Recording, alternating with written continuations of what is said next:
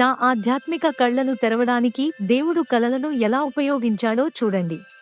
కలలు అనేది ప్రతి మానవుడితో సంభాషించడానికి దేవుడు ఉపయోగించే చాలా సాధారణ వేదిక. చాలాసార్లు మనం కలలను తేలికగా తీసుకుంటాము. ఒకరోజు దేవుడు నా కలలను తీవ్రంగా పరిగణించమని చెప్పాడు మరియు ప్రతి కలను నా ఫోన్ లేదా డైరీలో రాయమని ఆయన నాకు ఆదేశించాడు. కొన్ని రోజుల తర్వాత ప్రతి రాత్రి నాకు గతంలో కంటే ఎక్కువ కలలు రావడం ప్రారంభించాయని నేను గమనించాను.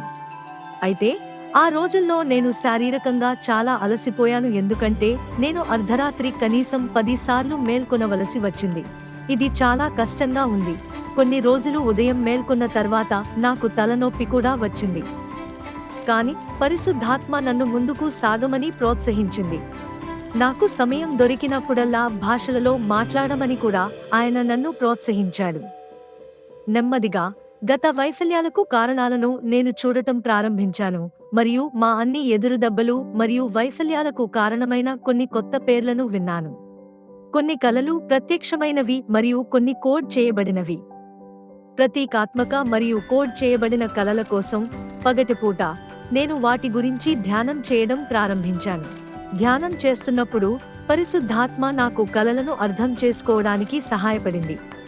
నెమ్మదిగా నా ఇంట్లోకి ఏ ఆత్మ ప్రవేశిస్తుందో, దేవదూతలు మన తరపున ఎలా పోరాడుతారో, ఏ దుష్ట బలిపీఠాలు ఉన్నాయో మరియు కుటుంబ మంత్రగత్తెలు మనకు వ్యతిరేకంగా ఏమి చేస్తున్నారో నేను చూడటం ప్రారంభించాను.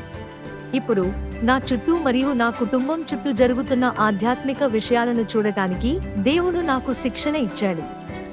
దేవుడు మన ఆధ్యాత్మిక కళ్లను తెరవగలిగేలా మనం పరిశుద్ధాత్మతో సహకరించాలి.